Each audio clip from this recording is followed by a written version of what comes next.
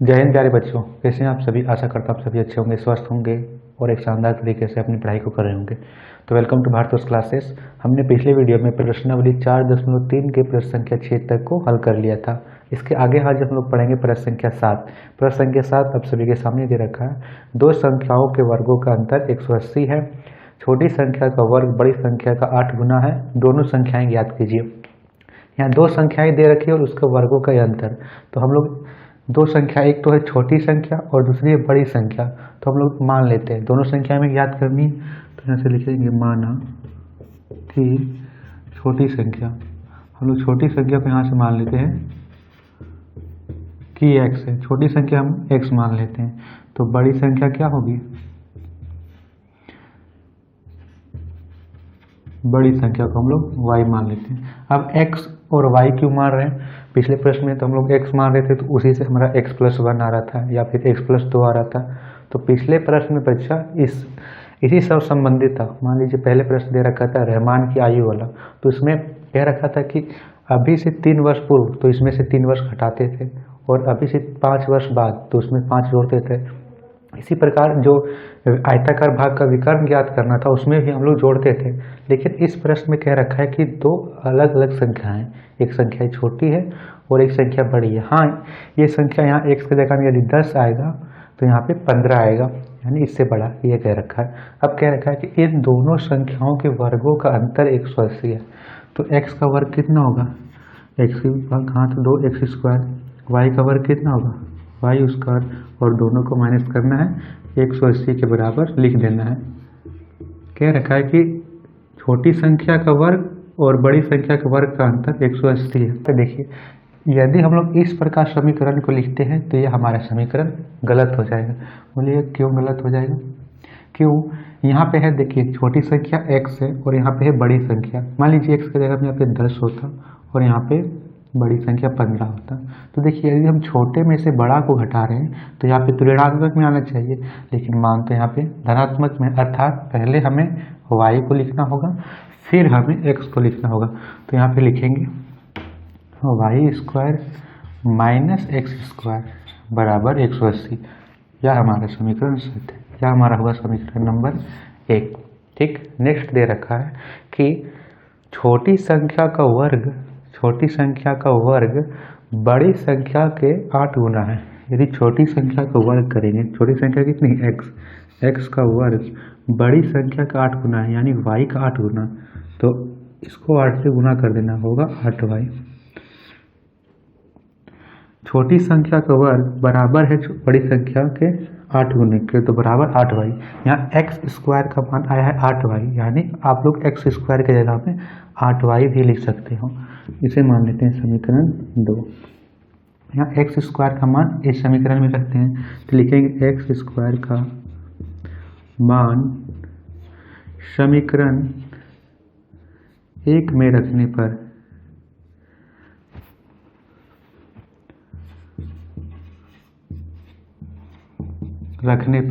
समीकरण 1 को लिखेंगे y² माइनस x² का हम लोग मान कितना है 8y, तो 8y बराबर 180। यह हमारी आ गई एक द्विघात समीकरण।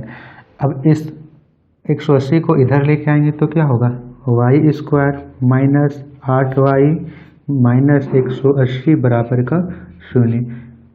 यह हमारी आ गई द्विघात समीकरण। अब इस समीकरण को आप किसी भी तरीके से हल कर लो, द्विघाती सूत्र लगा दो, गुणनखंड विधि से करो या पूर्ण वर्ग विधि से करो, तीनों में से हमारा जो x का मान निकलेगा, और x का मान ही यहाँ पे छोटी संख्या और बड़ी संख्या होगी। तो यहाँ से हम लोग इसे हल करते हैं द्विघाती, यहाँ इसे हम लोग हल करते हैं गुणनखंड विधि से। लिखेंगे गुणनखंड विधि से समीकरण को लिखिए y² माइनस 8y माइनस 180 बराबर का 0।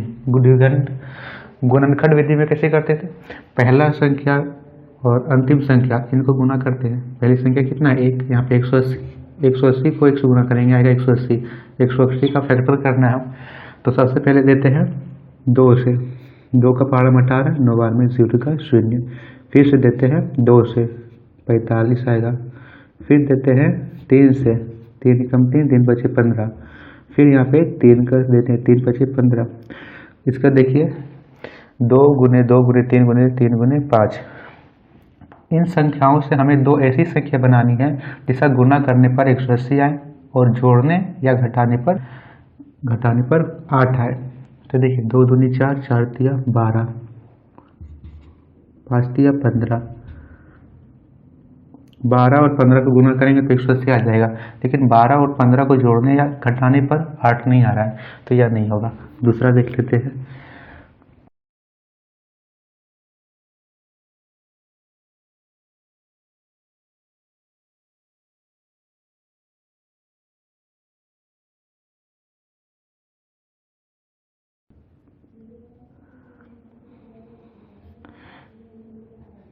एक बार ले लेते हैं हम 3 तिया 9 और 9 दूनी 18, 18 ले लिए।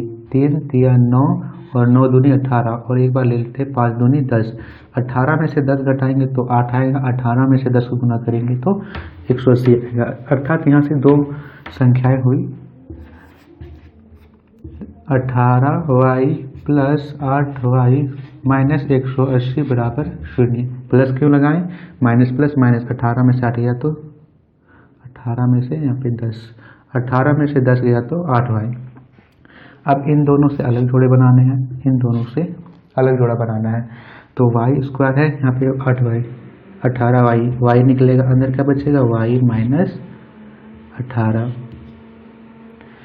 इसी प्रकार यहाँ से हम लोग निकालेंगे प्लस 10 बाहर, तो अंदर क्या बचेगा y माइनस 18 बराबर 0। ठीक है, यहाँ पर आया y माइनस 18, यहाँ पर आया y माइनस 18, इसे एक साथ लिख देंगे y माइनस 18, यहाँ पे आया y प्लस 10, इसे एक साथ लिख देंगे, और ये दे रखा है 0 के बराबर, अर्थात y माइनस 18 भी 0 के बराबर है, y प्लस 10 भी 0 के बराबर है। तो इसे अलग अलग लिख लेते हैं। y माइनस 18 बराबर 0, y का मान क्या आएगा प्लस का 18, y प्लस 10 बराबर 0, y का मान आएगा माइनस का 10। अब यहाँ पे दो संख्याएं, मैंने बताया था कि यहाँ पे x या y का मान यदि धनात्मक में आता है तो ठीक है, यदि ऋणात्मक में आता है तो उस ऋणात्मक वाले मान को नहीं लेना है। तो यहाँ पे देखिए यहाँ पे माइनस 10 आ रहा है और यहाँ पे 18 आ रहा है, तो यहाँ पे धनात्मक का मान कौन दे रखा है 18, तो 18 यानी बड़ी संख्या होगी 18, यहाँ से आ गया। अब छोटी संख्या कैसे ज्ञात करेगा, 18 को समीकरण 1 में रख दो या फिर समीकरण 2 में रख दो, तो हम लोग इसे रख देते हैं समीकरण 2 में। X square minus 8y x square बराबर 8y, तो x का मान एक्स स्क्वायर लिखिए माइनस 8 को 18 से गुना करना है, 8 और यहाँ पर 18, एक्स स्क्वायर माइनस 144, यानी एक्स स्क्वायर इधर है तो इधर रूट चढ़ जाएगा, x बराबर 144, और 144 का वर्गमूल करेंगे तो आएगा 12, यानी छोटी संख्या आई 12 तो बड़ी संख्या आई 18। देखिए आप लोग बोले कि सर माइनस 10 आखिर होगा नहीं, रख के देख लेते हैं। यदि y का मान हम लोग माइनस 10 रखते हैं तो उसे समीकरण के अनुसार देखते हैं, क्या हमारा y का 10 मान यदि हम लोग माइनस 10 लेते हैं तो क्या हमें इसे रखने पर x का मान ज्ञात होगा। देखिए एक्स स्क्वायर बराबर 8, वाई की जगह में माइनस 10, तो 10 को 8 से गुना करेंगे आएगा माइनस 80। क्या माइनस 80 किसी का वर्गमूल होता है, नहीं होता है, तो इसीलिए हम लोग माइनस 10 को नहीं लेंगे। और यहाँ पे एक और होगा, जब इसे हम लोग रूट को हटाएंगे तो इधर अलग चल जाएगा, यदि हम लोग इधर स्क्वायर को हटाएंगे तो इधर रूट चढ़ जाएगा, और माइनस का 80 आ गया, यहाँ पे रूट के अंदर माइनस आ गया, और यह संख्या कभी भी और वर्गमूल इसका नहीं होता है। ठीक है, तो यह संख्या नहीं होगी, हमारा बड़ी संख्या होगी 18, छोटी संख्या होगी 12, प्लस संख्या 8। देखिए प्लस संख्या 8 को लगाइए,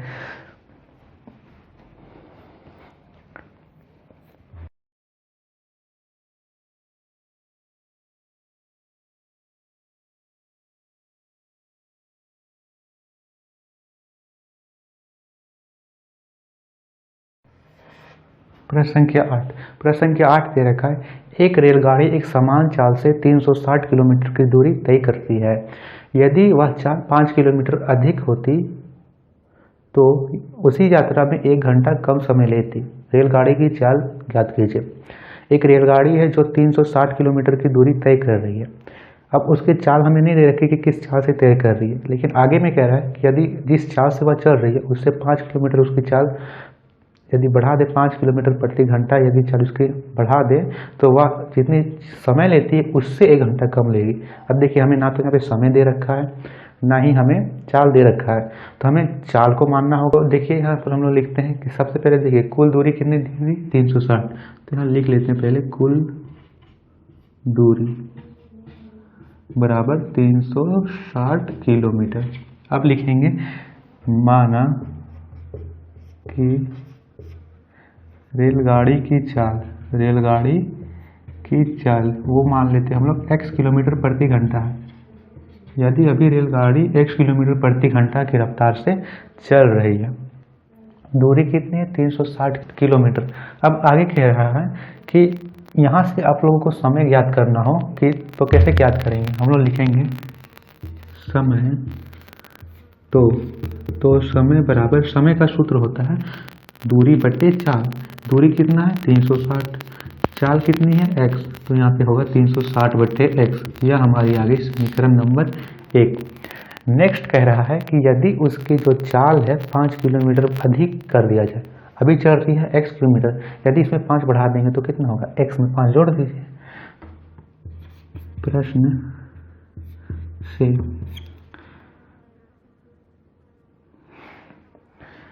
रेलगाड़ी की चाल कितना हो जाएगा, इसमें 5 जोड़ देना, x प्लस 5, तो वह जितना समय लेती है उससे 1 घंटा कम लेती। अभी समय यहाँ कितना ले रही थी, समय को यहाँ पे मान लेते हैं कि t समय ले रही थी, तो t से 1 घंटा कम लेगी, तो t माइनस 1 बराबर 360। अब चाल क्या हो गई x प्लस 5, तो x प्लस 5। यह आ गई हमारी समीकरण 2। अब हमें समीकरण 2 में से समीकरण 1 को घटा देना है, तो यहाँ पे समीकरण 2 से समीकरण 1 को घटाने पर अब देखिए यहाँ पे है t माइनस 1, यहाँ पे है t माइनस 1 से यहाँ पे t घटा दिए तो क्या बचा, यहाँ पे t से तो t कट गया, यहाँ पे क्या बचा 1, वो भी माइनस का 1, तो यहाँ लिखेंगे माइनस 1। अब इधर जो है उसे घटाना है, 360 बटा x प्लस 5 और यहाँ पे है 360 बटे x, इसे लिख देंगे। अब कैसे घटाएंगे, इन दोनों का ले लेना है एलसीएम। यहाँ पे x प्लस 5, यहाँ पे x, एलसीएम का मतलब यहाँ पे जो संख्या है उसे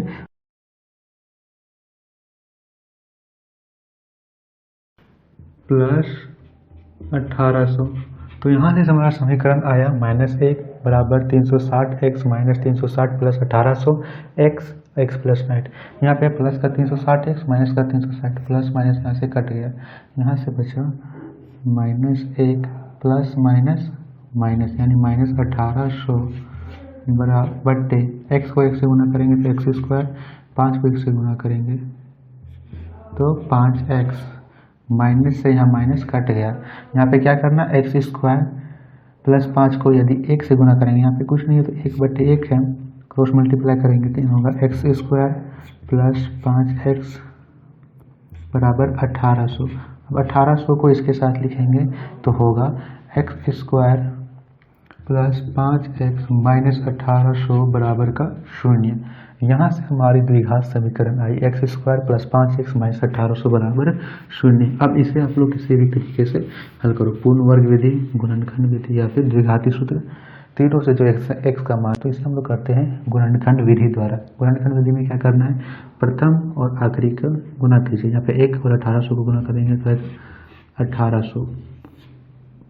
1800 को गुणनखंड करेंगे, ले लेते हैं इसे 2 से, तो 2 में 18 0 0, फिर 3 से देते हैं, 3 3 9 0 0, फिर 3 से देंगे तो आएगा 100, फिर देंगे 5 से, 5 दूनी 10 0, 5 चौके 20, 2 दूनी 4। तो यहाँ पे आया 2 गुने 3 गुने 3 गुने 5 गुने 5, 2 गुने 2। इन संख्याओं से हमें दो ऐसी संख्या बनानी है जिसे गुना करने पर 1800 आए, जोड़ने या घटाने पर 5 आए। तो देखिए इसे बनाते हैं। 2 तिया 6, 6 तिया 18, 18 पचे 90, 5 दूनी 10, 10 दूनी 20, 90 में से 70 यहाँ पे नहीं बचेगा, हमें 5x चाहिए। तो यहाँ से बनाते हैं 5 3 15, 15 तिया 45, एक तो यहाँ ले लेते हैं, और 5 दूनी 10, 10 दूनी 20, 20 दूनी 40, एक यहाँ ले लेते हैं। 45 में से 40 को घटाएंगे तो 5 आएगा। 45 और 40 को गुना करेंगे 45 और 180, हाँ 45 और 40 को, यहाँ से हमारा जो आया वो 45 और 40 आएगा। तो एक ही बार में हमारा आ गया। तो यहाँ से होगा एक्स स्क्वायर प्लस 45x आया था और एक आया था 40x, यानी 45x माइनस 40x माइनस 1800 बराबर 0। अब हमें इन दोनों से अलग जोड़ा बनाना, इन दोनों से अलग जोड़ा बनाना है। इसमें एक्स स्क्वायर, इसमें x एक बार है, तो इसमें निकल जाएगा, अंदर बचेगा x प्लस 45। अब यहाँ से हमें निकालना है 40, तो माइनस 40 निकालेंगे, अंदर बचेगा x, माइनस और माइनस प्लस, तो x प्लस 45 बराबर 0। x प्लस 45 यहाँ पर आया है, x प्लस 45 यहाँ आएगा, तो इसे लिखेंगे x प्लस 45 एक साथ लिख देंगे। और यहाँ पे लिखना है हमें x और माइनस 40, तो x माइनस 40 बराबर 0। अब x प्लस 45 भी 0 के बराबर है, x माइनस 40 भी 0 के बराबर है। तो एक बार तो आप सभी x प्लस 45 को 0 के बराबर रख लो, और एक बार x प्लस 40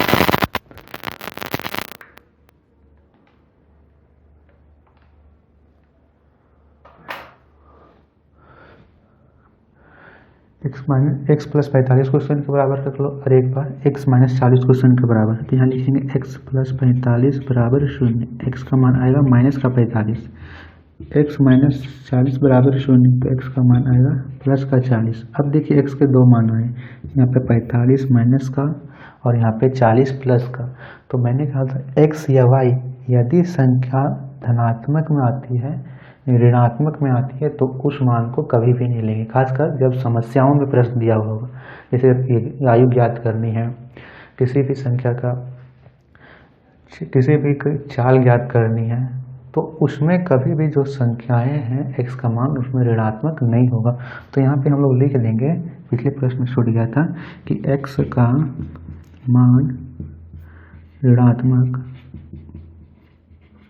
नहीं होगा। पिछले प्रश्न में यह लिख दीजिएगा, नहीं हो या फिर नहीं हो सकता है लिख दीजिए। तो रेलगाड़ी की चाल क्या होगी 40 किलोमीटर, हमने रेलगाड़ी की चाल को माना था x बराबर 40 किलोमीटर प्रति घंटा। यह था प्रश्न संख्या 8। पढ़ते हैं प्रश्न संख्या 9 में। प्रश्न संख्या 9 को लगा दीजिए यहाँ पे।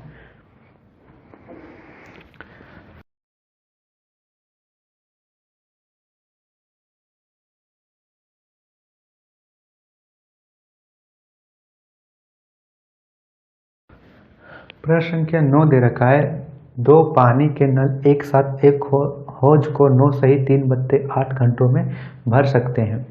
बड़े व्यास वाला नल हौजे को भरने में कम व्यास वाले नल से 10 घंटे कम समय लेता है। प्रत्येक द्वारा अलग से हौज को भरने में समय ज्ञात कीजिए। देखिए बच्चे यहाँ पे दे रखा है व्यास। व्यास का मतलब मोटाई। यदि पाइप ज़्यादा मोटा होगा तो उससे ज़्यादा पानी आएगा, कम मोटा होगा तो पानी कम आएगा। मान लीजिए यह है ज़्यादा मुँह, इसका मुँह चौड़ा है तो बड़ा ही व्यास है, इसका मुँह कम है तो यह छोटा कम व्यास है। तो कह रहा है कि दो नल एक साथ यदि टंकी को भरते हैं तो 9 सही 3 बट्टे 8 घंटे में भर सकते हैं। बड़ा व्यास वाला नल हौजे को भरने में कम व्यास वाले से 10 घंटे कम का समय लेता है। कम का समय मतलब लेता है तो इसमें पानी ज़्यादा जाता होगा तभी तो जल्दी भर जाएगा। यदि यह 20 लीटर होगा तो इससे कम समय लेता है, यानी यह 10 घंटा में भर देता होगा। यदि यह 40 लेता है तो इससे 10 कम नहीं लेगा, 30 में ही भर देगा। क्यों? क्योंकि इससे पानी ज़्यादा गिरेगा, इससे पानी इसकी अपेक्षा में कम गिरेगा। तो हमें ना तो बड़े व्यास, ना तो हमें छोटे पाइप का व्यास ज्ञात है, ना ही बड़े नल का व्यास। तो हम लोग क्या करते हैं, छोटे नल और बड़े नल के व्यास को मान लेते हैं कि हमें यहाँ लिखना है, माना छोटे व्यास वाले नल को टंकी भरने में लगा समय, इसे हम लोग मान लेते हैं x घंटा। अब आगे कह रहा है कि जो बड़ा व्यास वाला नल है वो कम व्यास वाले नल से 10 घंटे कम लेता है। यदि यह x घंटा ले रहा है तो x में क्या करेंगे कि इसे 10 घंटा कम लें, इससे 10 घंटा कम लें, तो क्या करेंगे, इसे 10 घटा देंगे। तो बड़े व्यास वाले नल को टंकी भरने में लगा समय कितना आएगा,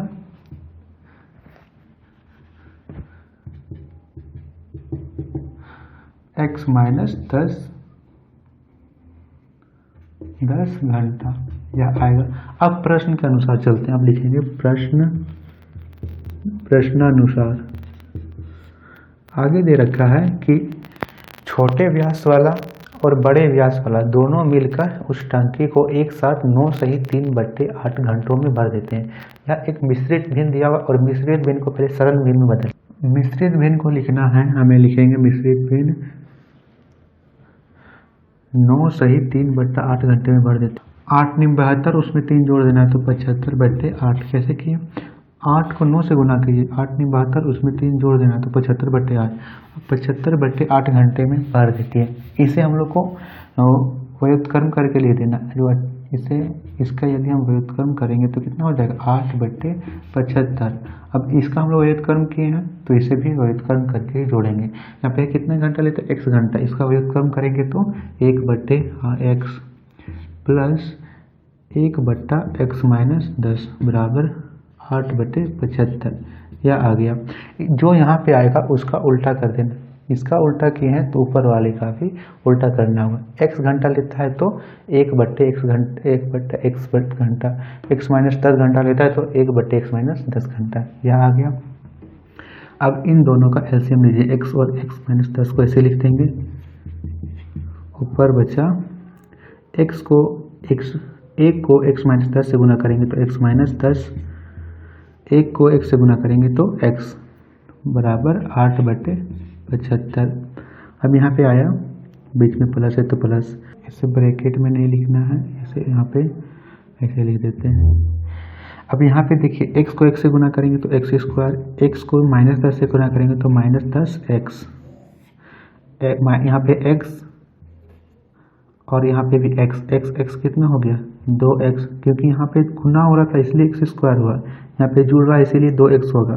उसके बाद बीच में है माइनस 10, तो यहाँ पे आए 2x माइनस 10, नीचे आया x स्क्वायर बट्टे x स्क्वायर माइनस 10x, यहाँ पे बराबर 8/75। अब यहाँ से देखिए, अब यहाँ से 2x माइनस 10 को 75 से गुना करेंगे तो 75 दूनी 150x, 10 को 75 से गुना करेंगे तो माइनस 750 बराबर x स्क्वायर को 8 से गुना करेंगे तो 8x स्क्वायर, माइनस 10x को 8 से गुना करेंगे तो माइनस 80x। यहाँ तक समझ में आया। देखिए यहाँ पर आराम से समझिए, यहाँ पे x को x से गुना किए तभी x स्क्वायर आया है और ऊपर में x और x था जोड़, इसीलिए दोनों को जोड़ेंगे तब आएगा 2x। ठीक, अब यहाँ देखिए, इन सभी समीकरण को एक साथ लीजिए, दो समीकरण, इन दोनों को इधर एक साथ लिखने के लिए क्या करेंगे, यदि इसे हम लोग एक साथ लिखना है तो यहाँ पहले लिखिए 8x स्क्वायर माइनस 80x। अब इसे एक साथ लिखना है तो ये प्लस का है तो इधर आएगा माइनस का, माइनस 150x माइनस 75 इधर आएगा तो प्लस का 75, माइनस का 750 है इधर आएगा तो प्लस का 750 बराबर 0। अब यहाँ 8x स्क्वायर का 8x स्क्वायर माइनस 80 और माइनस 150, माइनस माइनस प्लस 80 और 8 और 5 कितना हुआ 23, तो माइनस 23 और 0 यानी 230x प्लस 750 बराबर 0। ठीक है। अब यहाँ देखिए, इसे हम लोग एक समीकरण के रूप में आ गया है। इससे आप लोग क्या कीजिए, किसी भी तरीके से कीजिए, गुणनखंड विधि से, पूर्ण वर्ग विधि या फिर द्विघाती सूत्र। अब इसके बाद हम लोग यहाँ पे करते हैं इसे गुणनखंड विधि से। तो यहाँ हम लिखेंगे गुणनखंड विधि से समीकरण क्या दे रखा है, 8x² माइनस 230x प्लस 750 बराबर 0। बीच वाली संख्या को इस संख्या में विभाजित करना है। हमें 75 8 75 को 8 से गुना कीजिए, 8 फिर 40 के 0, हाथ में 4, 7 56 50 60 यानी 6000 है।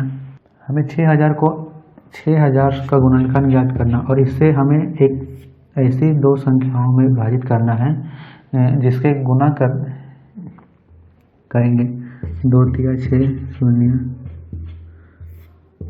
3 एकम 3, 5 दूनी 10,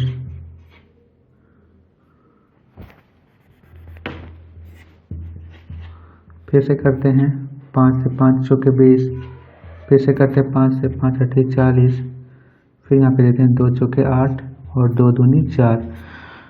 अब हमें इन संख्याओं से ऐसी दो संख्या बनानी है जिसे गुना करने पर तो 6000 आए और जोड़ने या घटाने पर 230 आए। पहली संख्या, पहले पद को लिखिए -x², अंतिम पद को लिखिए बराबर 0। इसे बनाते हैं। 2 तिया 6 6 25 30, 3 5 15, 150 ले लेते हैं। 3 दूनी 6 6 25 30, 3 5 15 और 5 दूनी 10, 10 दूनी 20, 20 दूनी 40।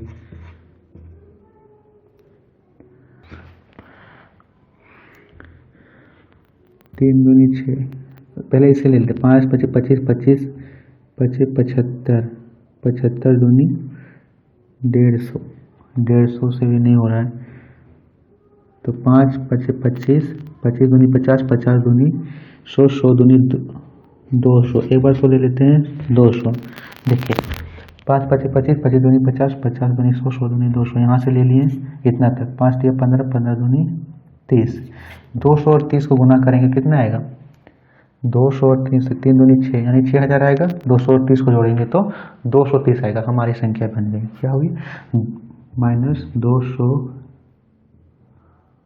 और -30, x था यहाँ भी और इसके साथ भी x लगाना है तो -230x -30x, -200x -30x plus 750 बराबर 0।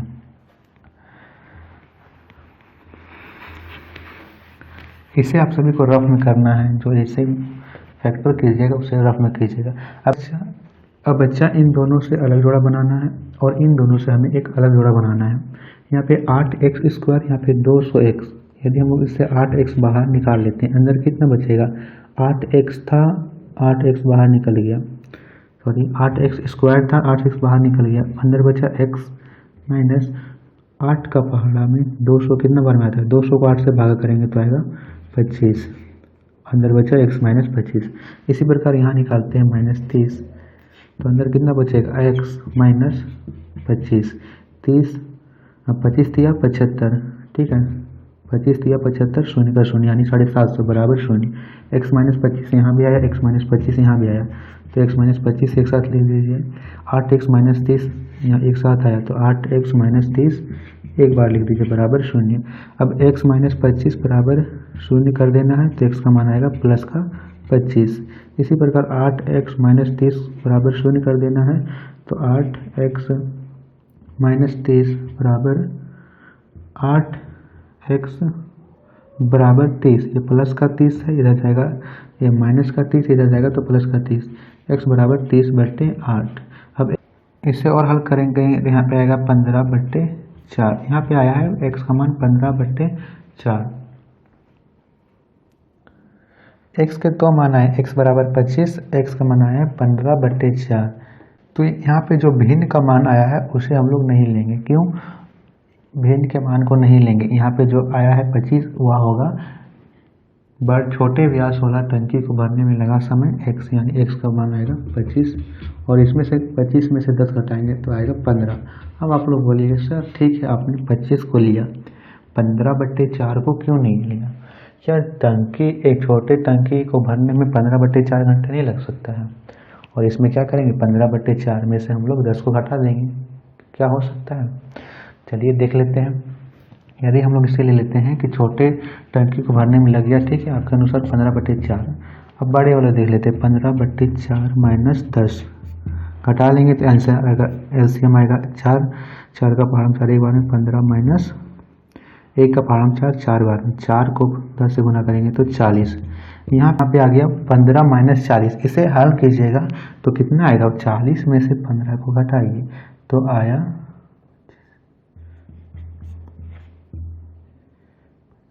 -25/4। क्या है, -25/4।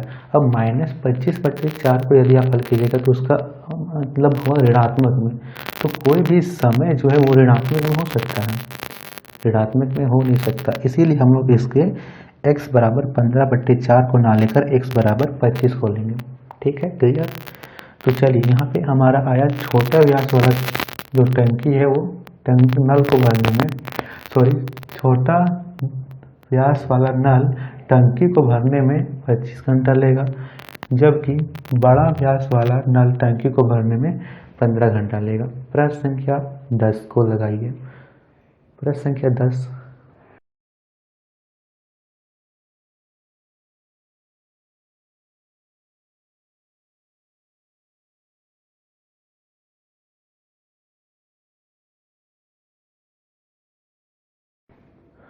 प्रश्न संख्या 10 दे रखा है कि मैसूर और बेंगलोर के बीच 132 किलोमीटर यात्रा करने में एक एक्सप्रेस रेलगाड़ी सवारी गाड़ी से 1 घंटा कम समय लेती है। मध्य के स्टेशनों पर ठहरने का समय ध्यान में न लिया जाए यदि एक्सप्रेस रेलगाड़ी की औसत चाल सवारी रेलगाड़ी की औसत चाल से 11 किलोमीटर अधिक है, तो दोनों रेलगाड़ियों की औसत चाल ज्ञात करना है। अब हमें तो मालूम नहीं कि उस कौन सी औसत चाल से चल रही है, लेकिन जो एक्सप्रेस रेलगाड़ी है वो सवारी रेलगाड़ी से अधिक चाल से चलती है। या क्या रखा है, क्यों? क्योंकि यहाँ समय दे रखा है कि औसत रेलगाड़ी की चाल, एक्सप्रेस रेलगाड़ी की औसत चाल सवारी रेलगाड़ी की औसत चाल से 11 किलोमीटर अधिक है और समय कितना ले रही है, 1 घंटा कम ले रही है। अब देखिए इसे हम लोग लिखेंगे प्रश्न संख्या 10, माना कि सवारी रेलगाड़ी की चाल, सवारी रेलगाड़ी की चाल हम लोग मान लेते हैं सवारी रेलगाड़ी की चाल है x किलोमीटर प्रति घंटा। कुल दूरी कितना है, यहाँ पे कुल दूरी को लिख लीजिए। कुल दूरी दे रखा है हमें, कुल दूरी हमें दे रखा है 132 किलोमीटर है, तो 132 किलोमीटर है। सेम पिछले प्रश्न की तरह है, प्रश्न संख्या 8 को हमने किया था ना, वही सूत्र लगेगा, समय बराबर दूरी बटे चाल। अब हमें समय दे रखा है, यहाँ पे समय का फॉर्मूला क्या होता है, दूरी बटे चाल। कुल दूरी कितना 132 और चाल हमने माना x, तो 132/x। ठीक है, या तो हुआ सवारी रेलगाड़ी के लिए। नेक्स्ट दे रखा है एक्सप्रेस रेलगाड़ी,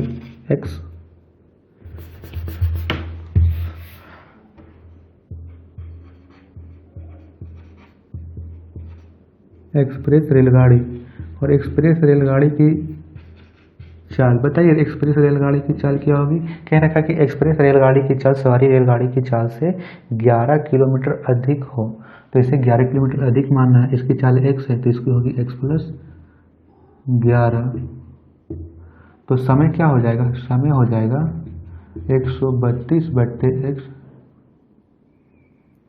+ 11। और कह रखा है कि यदि इसकी चाल 11 किलोमीटर अधिक हो तो इसे 1 घंटे कम का समय लगती है। अब कम का समय क्या, कम का समय कैसे ज्ञात किया होगा, इसके समय में से इसके समय को घटा दिया होगा तभी तो कम का समय आएगा। हम लोग उसी प्रकार करेंगे।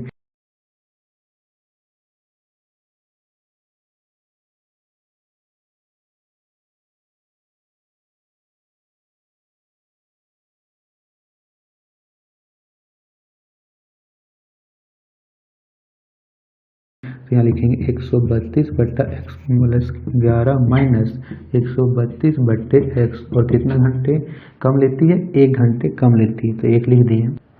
अब देखिए इसे करना है x प्लस 11 और 2 का एलसीएम लीजिए तो कितना आएगा x प्लस 11 और x ऐसे लिख दीजिए। और 132 को 1 से गुना करेंगे तो 132x क्रॉस मल्टीप्लाई हो जाएगा, फिर बीच में माइनस तो माइनस 132 को 1 से गुना करेंगे तो 132x 132 को 11 से गुना करेंगे तो 1452 आएगा। गुना करके देखिए 1452 है प्लस का 1452 आएगा बराबर 1। अब देखिए यहाँ पे x को x से गुना करेंगे तो आएगा x स्क्वायर, x को 11 से गुना करेंगे तो प्लस 11x, ऊपर कितना आया 132x प्लस का 132x माइनस का कट गया, ऊपर बचा 1452 तो यहाँ लिखेंगे 1452 बराबर 1। अब देखिए एक्स स्क्वायर प्लस 1 और यहाँ पे बचा 1452 तो 1452 क्रॉस मल्टीप्लाई फिर से कर देंगे बराबर एक्स स्क्वायर प्लस 11x। अब इसे द्विघात समीकरण के रूप में लिख दीजिए x square plus 11x plus 1452 plus का होगा नहीं, जब भी यह इधर आएगा तो यह माइनस का हो जाएगा, माइनस 1452 बराबर 0। तो यहाँ से हमारी एक द्विघात समीकरण आ गई है। अब हमें इसे हल करना है तो यहाँ से आप समीकरण को किसी भी विधि से कीजिए बताइए। अभी मैं सभी प्रश्नों को करवाता हूँ गुणनखंड विधि से। प्रश्न संख्या 1 से हमने किया है, प्रश्न संख्या 10 तक हम सभी ने किया है इसे गुणनखंड विधि से। आप सभी क्या कीजिएगा इन प्रश्नों को एक बार द्विघाती सूत्र से करके देखिएगा, एक बार पूर्ण वर्ग विधि से, उससे आप सभी की विधियाँ रिवाइज हो जाएगी। ठीक है, तो अभी तो मैं करवा देता हूँ गुणनखंड विधि से। X square plus 11x minus 1452 बराबर 0। एक्स स्क्वायर प्लस 11x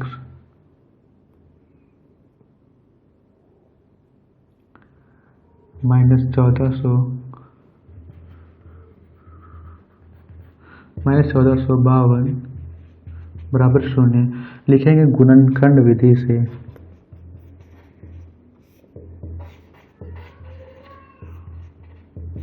देखिए यहाँ पे 1 और 1452 का कीजिए गुणनखंड, 2 से देंगे 2 7 14, 2 दूनी 4, 2 6 12, फिर देते हैं 2 से 2 दूनी 2 3 6, 2 6 12 और 2 3 6, फिर देते हैं 3 से 3 एकम 3, 3 दूनी 6, 3 एकम 3, फिर किससे जाएगा 11 से 11 और 13 आएगा।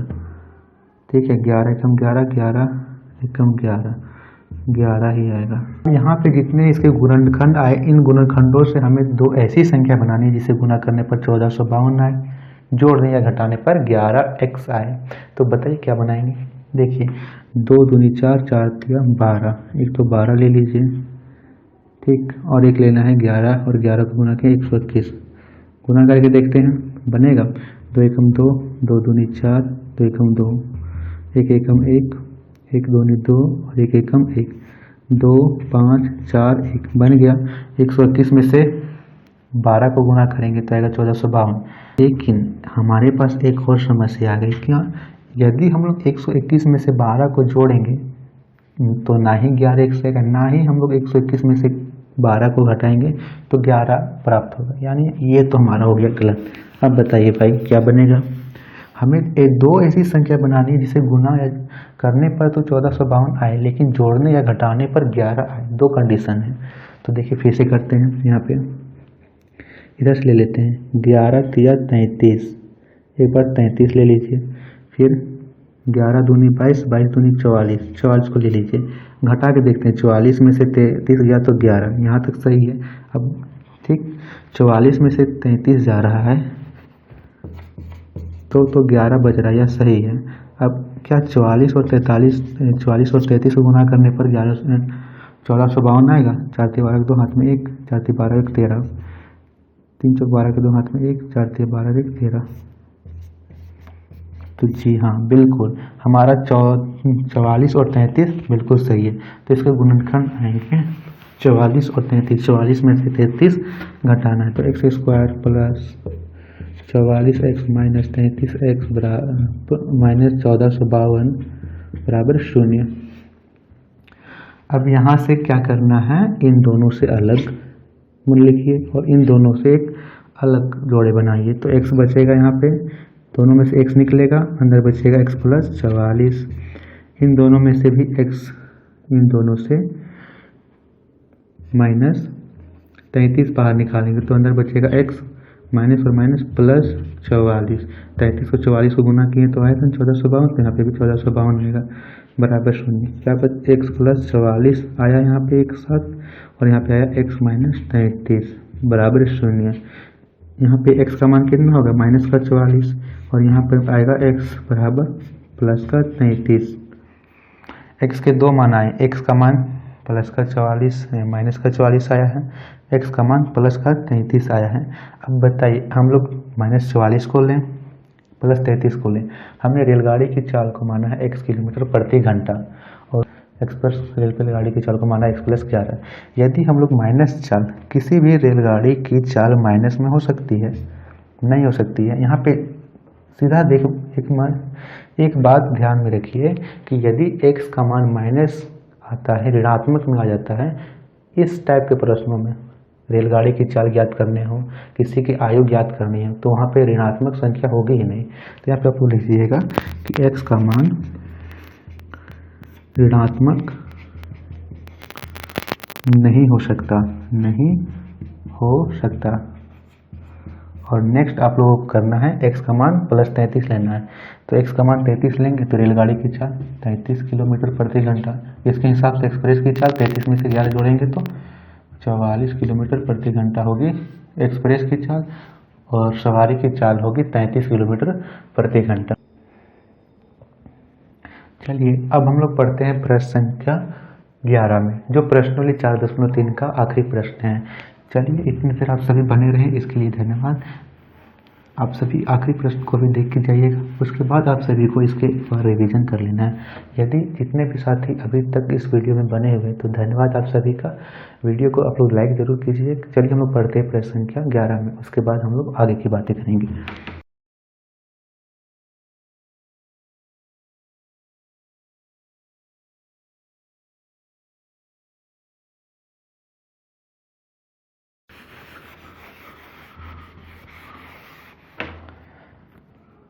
प्रश्न संख्या 11, प्रश्न के दो वर्गों के क्षेत्रफलों का योग 468 मीटर स्क्वायर है। यदि उसके परिमापों का अंतर 24 मीटर हो तो दोनों वर्गों की भुजाएं ज्ञात कीजिए। वर्ग उसे बोलेंगे जिसकी चारों भुजाएं बराबर हो, वह प्रत्येक कोण 90 डिग्री का हो। ठीक है, यह रहता है वर्ग जिसकी चारों भुजाएं बराबर हो, या भी ए, या भी ए, या भी ए और या भी ए। ठीक, और जो वर्ग है उसका क्षेत्रफल होता है भुजा गुने भुजा। इसका फॉर्मूला होता है भुजा गुने भुजा क्षेत्रफल का। और यदि परिमाप पूछा जाए आप सभी से तो वो होता है 4 गुने भुजा। परिमाप क्या, परिमाप यानी इसकी चारों ओर की लंबाई। तो भुजा कितनी, 1 2 3 4, तो 4 गुने भुजा यानी भुज, और भुजा यानी चारों तरफ क्षेत्रफल। भुजा और भुजा को गुना करेंगे तो क्षेत्रफल प्राप्त हो। ठीक, तो यहाँ पे हमें दे रखा है 2 वर्ग हैं, तो 2 वर्ग लिख लेंगे। माना पहले वर्ग की भुजा, पहले वर्ग की भुजा, इसे हम लोग मान लेते हैं x मीटर, तो दूसरे वर्ग की भुजा इसे हम लोग मान लेते हैं y मीटर। अब चलते हैं प्रश्न से। प्रश्न में दे रखा है कि दो वर्गों के क्षेत्रफल का योग 468 मीटर स्क्वायर है। तो यह एक वर्ग है, तो इसकी एक भुजा है x, तो इसका क्षेत्रफल क्या होगा, भुजा गुने भुजा, x गुने x, कितना हो गया x स्क्वायर, गुना कर रहे हैं। तो इसके क्षेत्रफलों का योग कितना दे रखा है, क्षेत्रफलों का योग 468 मीटर स्क्वायर है। तो इसे कर लेंगे प्रश्न से। अब लिखेंगे प्रश्न से पहले वर्ग की भुजा x, तो x क्षेत्रफल होगा x स्क्वायर, भुजा गुने भुजा। इसी प्रकार दूसरा दे रखा है y, तो y होगा y स्क्वायर।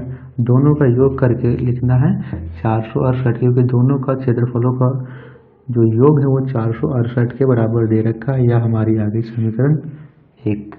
नेक्स्ट दे रखा है कि यदि उनके परिमापों का अंतर 24 मीटर हो, पहले वर्ग की भुजा है x, तो इसका परिमाप कितना होगा? परिमाप होता है 4 गुने भुजा, 4 को x से गुना कर देना तो 4x। ठीक, अब दे रखा है उसके परिमापों का अंतर, तो 4x माइनस 4y बराबर कितना है? 24 मीटर। 24 मीटर। अब क्या कीजिए यहाँ पे, या तो x को प्रतिस्थापित कीजिए या फिर y को इधर प्रतिस्थापित कर दिए।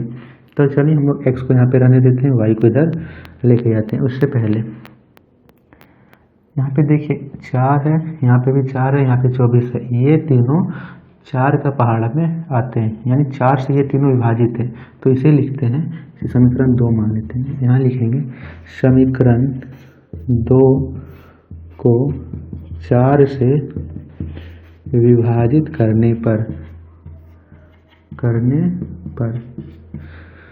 4 को 4 से विभाजित करेंगे तो x, 4 y को 4 से विभाजित करेंगे तो y, 24 को 4 से विभाजित करेंगे तो 6। ठीक है, m यहाँ पे रहने देते हैं, 24 मीटर था ना इसीलिए हम m रखते हैं। अब देखिए यहाँ पे m हटा देते हैं, कन्फ्यूजन ना हो, 24 लिख दिए। अब यहाँ पे यह आ गया हमारा समीकरण 3। यहाँ पे हम लोग x को y को इधर प्रतिस्थापित करते हैं, तो x बराबर ये माइनस का y इधर जाएगा तो प्लस का y, 6 प्लस y, x का मान आया 6 प्लस y। अब x का मान हम समीकरण 1 में रखते हैं, लिखेंगे यहाँ से कि x का मान समीकरण 1 में रखने पर, समीकरण 1 हमारा कितना दे रखा है? X square plus Y square बराबर 468। हमें x के मान को रखना है समीकरण 1 में, तो x के जगह में 6 प्लस वाई को लिखिए, यानी 6 प्लस वाई का स्क्वायर हो जाएगा प्लस वाई का स्क्वायर बराबर 468। यह देखिए, यह 6 प्लस वाई का स्क्वायर, इसे आप लोग a प्लस बी का होल स्क्वायर के रूप में लिख सकते हैं। a प्लस बी का होल स्क्वायर क्या होता था? a square plus B square plus 2ab। यहाँ पे a है 6, यानी x है 6,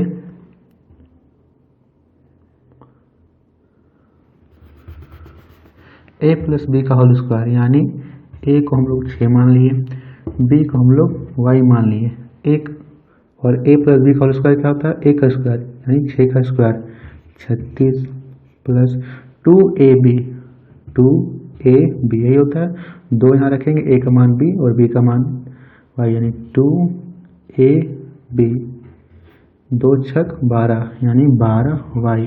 इसे आप लोग शॉर्ट लिखने सीखिए, यह नहीं कि आप लोग बार बार यहाँ पे सूत्र लिखिए, दिमाग में थोड़ा लिखिए। मैं एक स्टेप छोड़ रहा हूँ ताकि आप लोग कुछ तो सीखे होंगे अभी तक। तो यहाँ से देखिए प्लस बी का स्क्वायर यानी प्लस वाई का स्क्वायर प्लस वाई स्क्वायर बराबर 468। अब यहाँ देखिए, यहाँ पे आया है 36 प्लस 12y, वाई और वाई स्क्वायर कितना स्क्वायर हो गया? 2y स्क्वायर बराबर 468। ठीक है, यहाँ से क्लियर। अब 468 इधर लेते हैं, तो 36 माइनस 468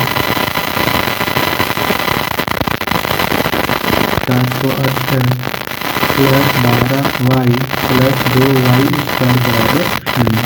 ठीक है, अब 36 में से 468 घटाइए, या फिर 468 में से 36 घटाएंगे, तो 468 में से 36 घटाए प्लस 12y, वाई स्क्वायर यानी 2y स्क्वायर, 468 को इधर लेके लेंगे तो माइनस 468 बराबर 0।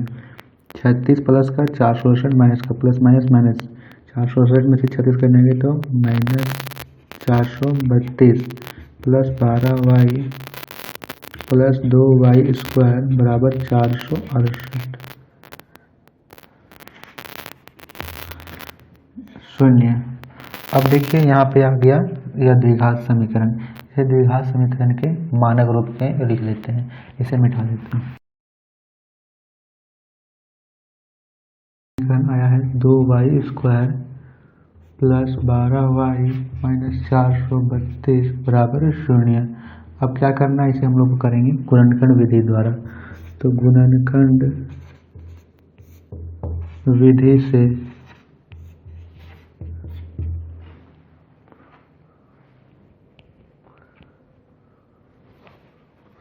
लिखेंगे 432 दूनी 432 दूनी 2 दूनी 4 3 दूनी 6 4 दूनी 8 864 का गुणनखंड कीजिए। 864 का यहाँ पे गुणनखंड करते हैं हम लोग। सबसे पहले देते हैं 2 का भाड़ा, 2 चौके 8, 2 तिया 6, 2 दूनी 4, फिर 2 दूनी 4, 2 छक 12,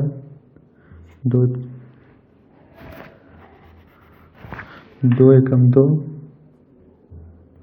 2 दूनी 4, 2 एकम 2, 2 छक 12, फिर 2 से 2 एकम 2, 2 अठी 16, 2 पचे 10, 2 चौके 8, 2 तिया 2 दूनी 4, 2 सती 14, 3 नम 27, 3 तिया 9, यानी हमारे इतने गुणनखंड करने पर हमारा इतना प्राप्त हुआ।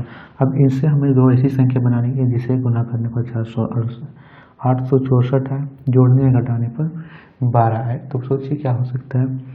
देख दूनी 8, 8 दूनी 16, 16 दूनी 32,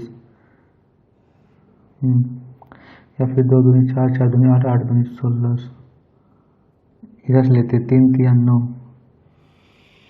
9 चौक 36, और यहाँ पे ले लेते हैं 36 और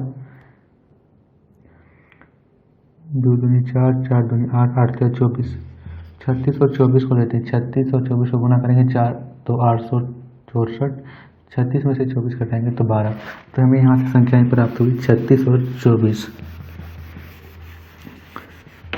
लिखेंगे 2y² प्लस 36y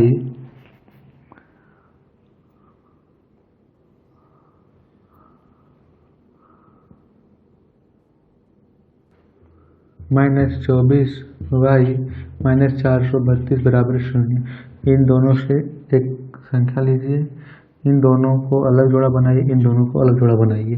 तो यहाँ 2y निकलेगा तो y माइनस y प्लस 36 बचेगा। इसी प्रकार हम लोग यहाँ से माइनस 24 निकाल लेंगे तो अंदर बचेगा y माइनस माइनस प्लस 36 बराबर 0। एक बार y प्लस 36 को 0 के बराबर रखिए, एक बार y माइनस 24 को 0 के बराबर रखिए। यहाँ पर आएगा y बराबर प्लस का 36, यहाँ पर आएगा y बराबर प्लस का 24।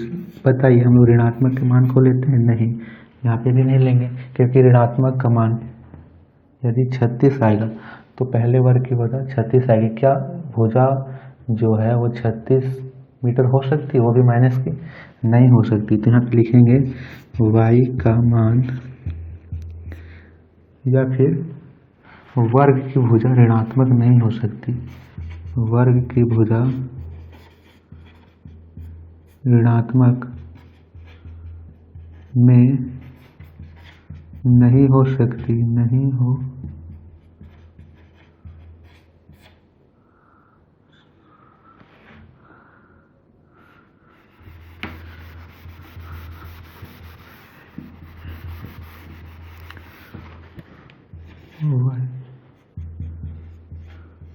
यहाँ पे करेंगे तो y का मान आएगा 24, यहाँ पे 2y था ना तो 2y बट्टे 2, यानी y का मान आएगा 12। अब यहाँ y का मान आया है प्लस का 12, एक बार आया y का मान माइनस का 36। तो बताइए हम लोग 12 को लेंगे माइनस 36 को? माइनस 36 को नहीं लेंगे। क्यों? क्योंकि किसी भी वर्ग की भुजा माइनस में नहीं हो सकती। माइनस का कोई लाइन हो सकता है? यदि हम लोग एक बिंदु लेते हैं तो इसका भी जो मान है 0 से अधिक होता है। तो यह दे रखा है माइनस का, यानी 0 से भी कम उसका लाइन ही नहीं खींच सकते हो, यानी इसका कोई भुजा नहीं हो सकती ऋणात्मक में। तो यहाँ लिखेंगे कि भुजा ऋणात्मक में नहीं हो सकती, ऋणात्मक में नहीं हो सकती। तो यहाँ पे कितना है? y को 12 लेंगे, तो y को हम लोग 12 लिए हैं, यानी दूसरे वर्ग की भुजा आई 12 मीटर। अब इस 12 मीटर को आप लोग किसी समीकरण में लिखिए। हमें दो समीकरण प्राप्त हुए थे। समीकरण आप बताइए, याद है? पहले समीकरण बताइए, आपने कॉपी में नोट किया होगा। तो पहले समीकरण, या फिर नहीं याद है तो देखिए प्रश्न को पढ़ लीजिए। प्रश्न दे रखा है कि पहले वर्ग की भुजा का क्षेत्रफल प्लस दूसरे वर्ग की भुजा का क्षेत्रफल और दोनों का योग दे रखा था 468। तो पहले वर्ग की भुजा यानी X square plus Y square बराबर 468 रखते हैं। इसमें एक्स का मान हमारा वाई का मान आया है 12, तो वाई का मान यानी 12, 12 का स्क्वायर कितना होगा 144। 468 में से 144 को घटा दीजिए, 468 में से 144 को घटाएंगे तो 2 2 1 नहीं,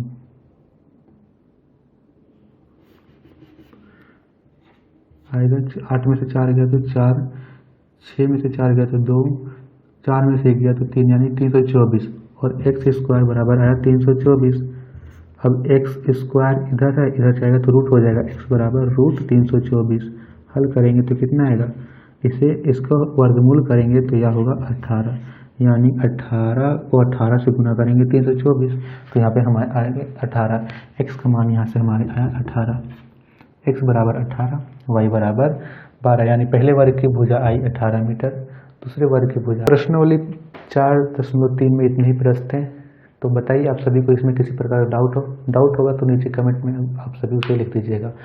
तो वीडियो पसंद आई तो लाइक कीजिएगा, अपने दोस्तों को शेयर कीजिएगा, और हाँ, अभी तक आप सभी ने भारतवर्ष क्लासेस को सब्सक्राइब नहीं किया है तो आप किसका वेट कर रहे हैं, सब्सक्राइब कीजिए और जुड़ जाइए हमारे साथ। साथ ही नोटिफिकेशन बेल आइकन को भी ऑन कर दीजिए ताकि जब भी नई वीडियो आए तभी आप सभी को अपडेट मिलती रहे। धन्यवाद, मिलते हैं अगली वीडियो।